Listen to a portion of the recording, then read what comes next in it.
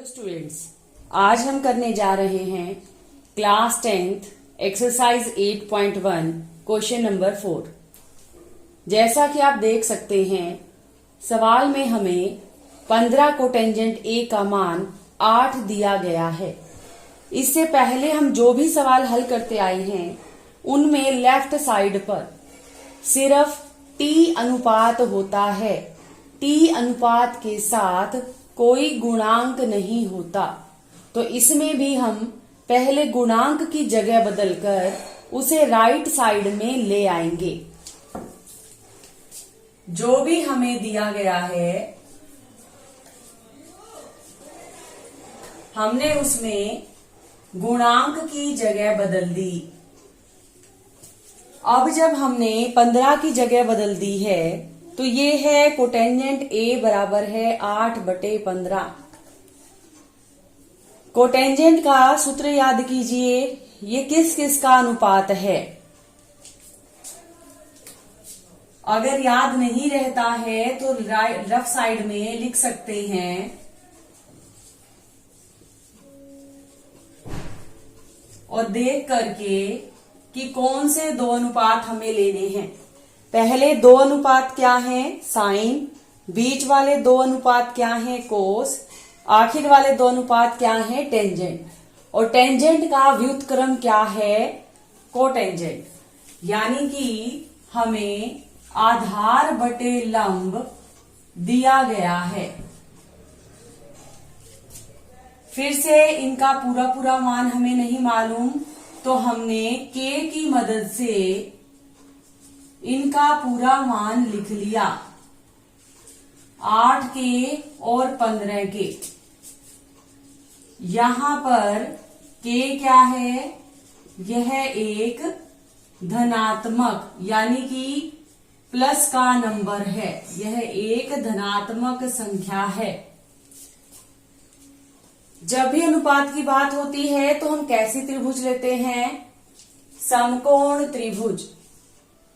हमें एक समकोण त्रिभुज लेनी है।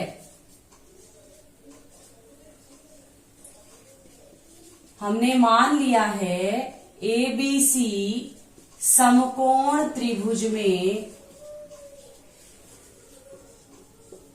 जो कोण बी है वो 90 डिग्री है। कोण ए जो है वो एक न्यून कोण है। पाइथागोरस प्रमेय के अंदर हम क्या निकाल सकते हैं, जो भी भुजा नहीं दी गई उसे निकाल सकते हैं। आधार और लंब दिया गया है तो अब हमें क्या ज्ञात करना है, कर्ण ज्ञात करना है। पाइथागोरस प्रमेय से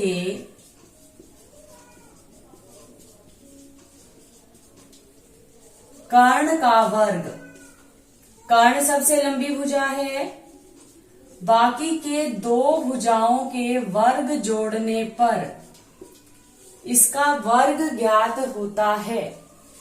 जब कभी कर्ण दिया गया हो तो माइनस हो जाते हैं कर्ण में से दी गई भुजा, और जब हमें कर्ण ज्ञात करना हो तो भुजाओं के वर्ग जुड़ करके कर्ण का वर्ग मिलता है।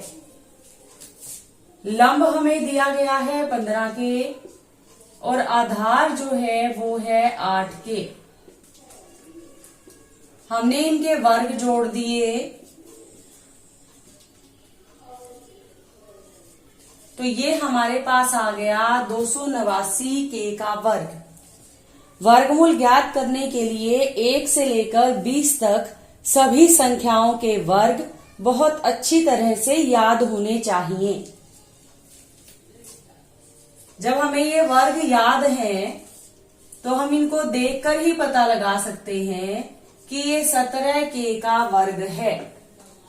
अब हमारे पास आधार, लंब और कर्ण तीनों के मान हैं। जो हमें ज्ञात करना है उसका सूत्र लिखते हैं, यानी साइन ए और सीकेंट ए। साइन ए क्या है, जो पहले दो अनुपात हैं वो क्या हैं, साइन है, यानी कि लंब बटे कर्ण। लंब हमें कितना दिया गया है, 15 के। कर्ण हमने कितना निकाला है 17 के कैंसिल हो गया तो साइन कितना हो गया 15/17। सीकेंट यानी कि दूसरा अनुपात हमारे पास क्या है, कोस का व्युत्क्रम। जो भी हमारे पास कोस का मान होगा उसका व्युत्क्रम क्या है, सीकेंट, यानी कि कर्ण बटे आधार। कर्ण कितना है, कर्ण है 17 के और आधार कितना दिया गया है 8 के। कैंसिल हो जाने के बाद सीकेंट का मान कितना हो जाता है 17/8। एक बार फिर से ध्यान देंगे, हमें क्या दिया गया था, 15 को टेंजेंट ए 8 के बराबर दिया गया था। हम 15 को नीचे ले आए, कोटेंजेंट ए बराबर है 8/15। कोट का हमने सूत्र लिख लिया। जो तीसरा अनुपात है वो टेंजेंट है, उसको पलट कर लिखा आधार बटे लंब, तो वो क्या हो गया कोटेंजेंट। ये अनुपात है, इसे संख्याओं में बदलने के लिए इसके पीछे हमने के लगा दिया।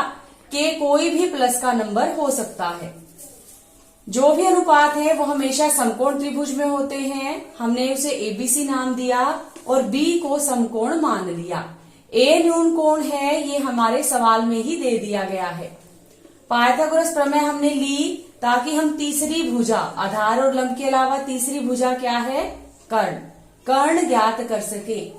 तो हमने इनके वर्गों का जोड़ लिया। 15 का वर्ग 225, के का वर्ग 8 का वर्ग 64, के का वर्ग, ये जोड़ा हमने 289 और के का वर्ग। इस बात पर ध्यान देंगे कि के का वर्ग ही रहेगा, उसे 4 नहीं करना है। जो के का वर्ग है उसको के की 4 नहीं लिखना, क्योंकि इसका मतलब क्या है कि के 2 हमारे पास 225 थे, पीछे के 2 64 बार और जुड़ गए, तो टोटल के वर्ग कितने हो गए 289।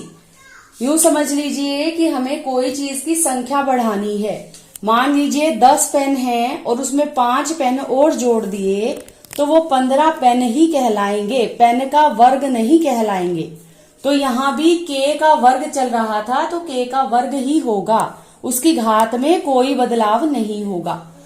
कर्ण निकालने के लिए पहले वर्ग था, दोनों तरफ वर्गमूल किया तो कर्ण हो गया 17 के। साइन यानी लंब बटे कर्ण, सीकेंट यानी कर्ण बटे आधार। अनुपात हमने रख दिए जिससे हमें मान ज्ञात हो गया। सभी संख्याओं का खासकर 1 से 20 तक वर्ग पूरी तरह से याद होने जरूरी हैं।